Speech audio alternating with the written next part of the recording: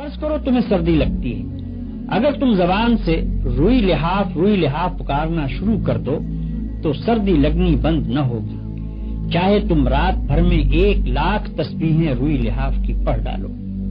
ہاں، اگر لحاف میں روئی بھروا کر اوڑھ لوگے تو سردی لگنی بند ہو جائے گی۔ فرض کرو کہ تمہیں پیاس لگ رہی ہے، اگر تم صبح سے شام تک پانی پانی پکارتے رہو تو پیاس نہ بجھے گی۔ ہاں، پانی کا ایک گھونٹ لے کر پی لوگے تو کلیجے کی ساری آگ فوراً ٹھنڈی ہو جائے گی۔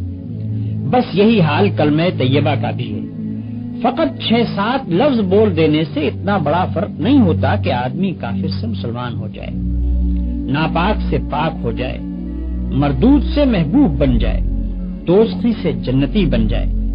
یہ فرق صرف اس طرح ہوگا کہ پہلے ان الفاظ کا مطلب سمجھو اور وہ مطلب تمہارے دل میں اتر جائے، پھر تمہیں اچھی طرح یہ احساس ہو کہ تم اپنے خدا کے سامنے اور ساری دنیا کے سامنے کتنی بڑی بات کا اقرار کر رہے ہو، اور اس اقرار سے تمہارے اوپر کتنی بڑی ذمہ داری آ گئی ہے۔ پھر یہ سمجھتے ہوئے جب تم نے اقرار کر لیا تو اس کے بعد تمہارے خیالات پر اور تمہاری ساری زندگی پر اس کلمے کا قبضہ ہو جانا چاہیے۔